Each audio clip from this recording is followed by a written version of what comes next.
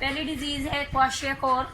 ये that is the due to protein deficiency at the age of about 12 months when breast feeding is discontinued. ये छोटे बच्चों में होती है जो कि 12 महीने के होते हैं, उनकी ब्रेस्ट फीडिंग की उनको ज़रूरत होती है। अगर वो उनको ना मिले तो बच्चे जो है वो अब नॉर्मली थिन हो जाते हैं, पतले हो जाते हैं, और लेकिन उनकी ग्रोथ होती रहती है। It can also develop at many time during to child's growing years. Children में ग्रो टू नॉर्मल हाइट से तो बढ़ जाएंगे but are abnormally thin, लेकिन नॉर्मली इसमें थिन होंगे। सेकंड हमारे पास है मरासमस है। अच्छा, इसमें भी जो है हमारे पास किस चीज़ की होती है, प्रोटीन और एनर्जी की। इसमें भी lack of protein and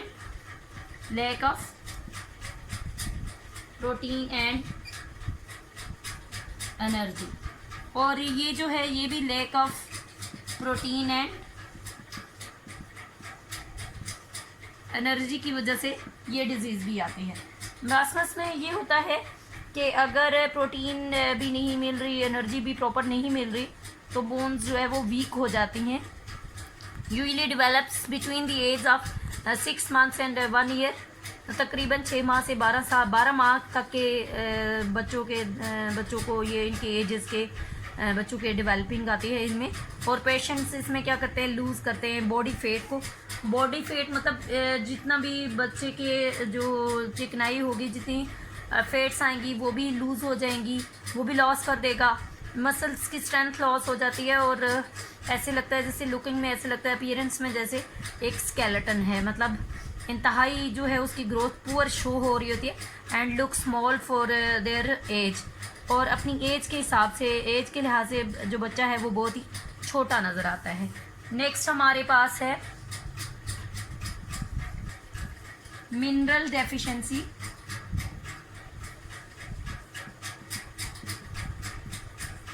mineral deficiency diseases हैं।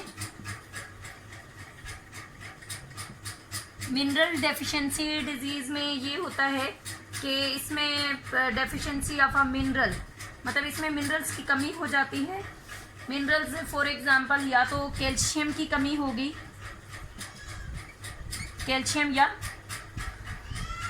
आयोडीन की होगी, जिसकी वजह से ये बीमारी जो है वो आती है, ये डिजीज़ लगती है। उसके बाद इसमें ये है कि सबसे पहली जो है कुछ एग्जांपल्स हैं, उसमें से जो पहली एग्जांपल है वो गॉइटर है और दूसरी जो है वो एनीमिया है। फर्स्ट स्टूडेंट्स हमारे पास गॉइटर है। गॉइटर में जो है insufficient amount of iodine is diet, अगर काज बनती है ये, अगर हम थोड़े कम मिकदार में आयोडीन की जो है वो कम मिकदार ले लेते हैं, आयोडीन लेस अमाउंट में ले लेते हैं। अगर हम लेस अमाउंट में आयोडीन को ले लेते हैं तो फिर क्या है, गॉइटर काज बनती है। और आयोडीन जो है is used by thyroid gland to produce hormones that controls the body's normal functioning and growth. अब थायराइड जो ग्लैंड्स हैं इनके लिए आयोडीन बहुत ज़रूरी है। थायराइड ग्लैंड्स करते क्या हैं, ये तमाम बॉडी के रिएक्शंस को कंट्रोल करते हैं और ये प्रोड्यूस करते हैं, जैसे कि हार्मोन्स प्रोड्यूस करते हैं। और ये थायराइड ग्लैंड्स क्या प्रोड्यूस करते हैं,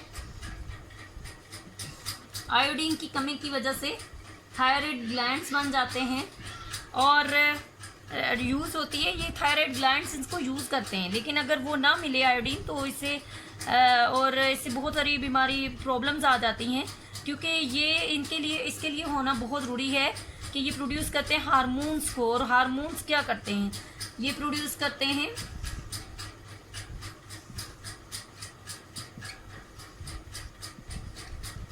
हार्मोन्स प्रोड्यूस करते हैं। और हार्मोन्स का क्या फंक्शन है कि बॉडी को नॉर्मल रखना, नॉर्मल फंक्शनिंग करना और ग्रोथ होना। अगर तो हम sufficient iodine is not available in persons diet, अगर एक इंसान की डाइट में, खुराक में अगर इन सफिशेंट आयोडीन नहीं है, मुनासिब मिकदार में नहीं है, तो ये जो थायराइड ग्लैंड्स होते हैं ये इनलार्ज्ड होते हैं। इनलार्ज का मतलब है ये बढ़ जाते हैं। तो रिज़ल्ट में क्या होता है कि नेक जो है वो स्वेलिंग हो जाती है। इस कंडीशन को कहते हैं गॉइटर। नेक्स्ट हमारे पास सेकंड है एनीमिया। एनीमिया है। एनीमिया कहते हैं खून की कमी को। That is the most common of all mineral deficiencies diseases. The जो टर्म है एनीमिया, ये लिटरली मीन इसका है lack of blood, a lack of blood, जिसमें खून की कमी हो जाती है। ये होती कैसे है? जब number of red blood sales जो है रिड्यूस हो जाते हैं देन नॉर्मल जो सेल्स हैं उनकी निस्बत। Haemoglobin molecules contain a single atom of iron and it's certain that is it's in its centre.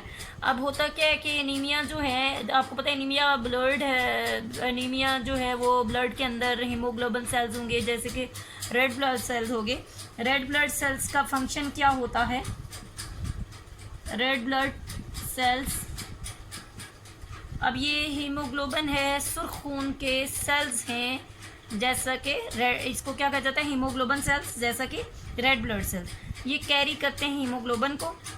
और हीमोग्लोबिन की प्रॉपर फंक्शनिंग के लिए किस चीज़ की ज़रूरत होती है? अब आयरन की ज़रूरत होती है। अब आयरन क्या है मैं भी अब आपको बता देती हूँ। Haemoglobin molecule contain single atom of iron that is as its centre. Central atom है आयरन हीमोग्लोबिन का। हीमोग्लोबिन का क्या है? सेंट्रल एटम है। तो अगर सेंट्रल एटम आयरन है तो इसका मतलब है आयरन की बहुत ज़रूरत होगी। आयरन होगा तो ऑक्सीजन की सप्लाई होगी बॉडी को।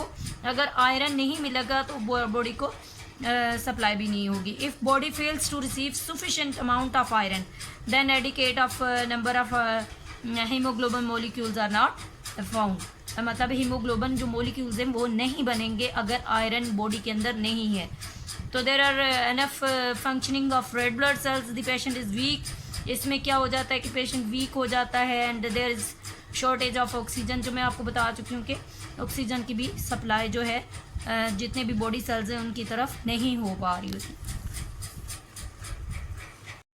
नेक्स्ट हमारे पास है over intake of nutrients. Over intake of nutrients is a form of malnutrition, ठीक है, in which more nutrients are taken than the amounts required for normal growth. जो हमें नॉर्मल ग्रोथ के लिए जितनी अमाउंट चाहिए होती है उससे ज़्यादा हम ले लेते हैं, ओवर कर लेते हैं हम। मतलब कि हम फैट्स को ज़्यादा ले लेते हैं, प्रोटीन्स को हम ज़्यादा ले लेते हैं, कार्बोहाइड्रेट्स को ज़्यादा ले लेते हैं। और जो नॉर्मल ग्रोथ के लिए हमें चाहिए होती है, डेवलपमेंट के लिए, मेटाबॉलिज्म रिएक्शंस के लिए जितनी भी चाहिए होती है उससे हम ज़्यादा ले लेते हैं, जिसकी वजह से इफेक्ट्स ऑफ इसकी वजह से क्या होता है कि यूजुअली इंटेंसिफाइड हो जाती है कि जो इंक्रीजिंग पावर है, एनर्जी है, वो बहुत ज़्यादा आ जाती है and there is a reduction in daily physical activity, और एक्टिविटी हमारी कम होती है जिसकी वजह से हमें ये जो है ओवर इनटेक न्यूट्रिएंट्स हम ज़्यादा ले लेते हैं और एक्टिविटी कम होगी जिसके नतीजे में डिजीज़ आ गई। ओवर ऑफ जो इनटेक ऑफ न्यूट्रिएंट्स हैं ये काज बनती हैं हेल्थ प्रॉब्लम से। ये मेन जो कॉज है इसका हेल्थ प्रॉब्लम आ जाते हैं। इसमें हेल्थ प्रॉब्लम्स आते कैसे हैं? अगर हम बैलेंस डाइट नहीं लेते। For example high intake of carbohydrates, अगर बहुत ज़्यादा हाई इनटेक कर लेते हैं कार्बोहाइड्रेट्स को, हाई इनटेक ऑफ कार्बोहाइड्रेट्स, अगर तो कार्बोहाइड्रेट्स को बहुत ज़्यादा ले लेते हैं एंड फैट्स को भी ले लेते हैं तो इसके नतीजे में आती है ओबेसिटी। ओबेसिटी किसको कहते हैं? मोटापे को कहते हैं। मोटापा आ जाता है, चिकनाई बहुत बढ़ जाती है। उसके बाद जो है डायबिटीज़ आ जाती है। डायबिटीज़ मीन जो ब्लड शुगर है वो लो हो जाता है, लो ब्लड शुगर को कहा जाता है। उसके बाद कार्डियो जो वेस्कुलर प्रॉब्लम्स हैं, जितने भी कार्डियोवास्कुलर प्रॉब्लम्स आ जाते हैं जैसे हार्ट डिजीज़ वगैरह, कार्डियोवास्कुलर प्रॉब्लम्स। कार्डियोवास्कुलर प्रॉब्लम्स में हार्ट डिजीज़ आ गई, चेस्ट पेन हो गया, ये तमाम की तमाम अगर हम इन न्यूट्रिएंट्स को बहुत ज़्यादा मिकदार में ले लेते हैं। सिमिलरली हाई डोज ले लेते हैं। बिल्कुल इसी तरह अगर हमने विटामिन ए को बहुत ज़्यादा ले लिया, एक्सेस अमाउंट में ले लिया विटामिन ए को, जिसकी वजह से हमारी जो काज बनती है कि हमें दिन ब दिन जो है भूख ज़्यादा खो देंगे, हम भूख को भी खो देंगे, और हमारे जो प्रॉब्लम्स हैं, लिवर के प्रॉब्लम स्टार्ट हो जाएंगे, जिगर के मसाइल स्टार्ट हो जाएंगे। इसी तरह अगर हम विटामिन डी की एक्सेस ले लेते हैं, excess intake of vitamin D then can lead to deposition of calcium की जो है कैल्शियम बहुत ज़्यादा हो जाएगी हमारे वेरियस टिश्यूज़ के अंदर, जो कि वो भी over intake of nutrients wise बनेगी, और ये भी डिजीज़ इसी वजह से आएगी। तो स्टूडेंट्स, सब छुट्टी की दुआ पढ़े मेरे साथ। सुबहानक अल्लाहुम्मा व बिहम्दिका व अशहदु अन ला इलाहा इल्ला अंता नस्तगफिरुका व नतूबु इलैका।